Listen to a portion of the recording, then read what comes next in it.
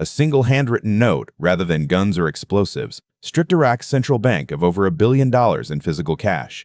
Qusay Hussein, the dictator's son, walked out of the vault with $1.04 billion. The operation began at 4 a.m. on March 18, 2003, with the city in darkness and the first U.S. cruise missiles only hours away from impact.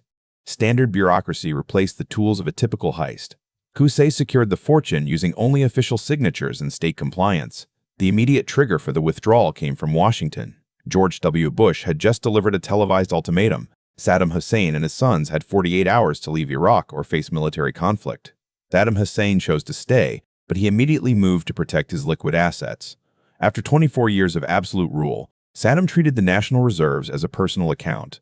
Every Iraqi institution answered directly to his will. He drafted a note marked top secret, ordering the release of the funds to safeguard them from American aggression. When Qusay arrived at the central bank with the note, the manager complied immediately. He replaced standard audit processes, no verification calls were made, and no receipts were requested. Because the dictator's word was the law, the line between state policy and personal theft disappeared. Under the existing legal framework, no authority could declare the order illegal. Removing $1 billion from a bank ledger is a clerical act, but transporting it requires solving a massive physical engineering problem. This diagram breaks down the specific composition of the funds. The total sum was split into two pools, $900 million in U.S. $100 bills and approximately 90 million euros. Those 9.9 million individual banknotes weighed roughly 10 metric tons. It took hours for a team of workers to load over 100 sealed metal security boxes into 3 separate tractor trailers.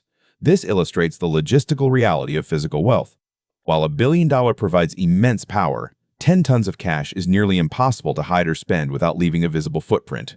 When USS troops reached the central bank after the fall of Baghdad, they found the main vault intact but entirely empty of hard currency. The first breakthrough came shortly after. Investigators discovered $650 million stashed inside a property associated with Qusay's brother, Qusay Hussein. In May, State Department spokesman Richard Boucher officially confirmed the regime had looted the bank just before the invasion began.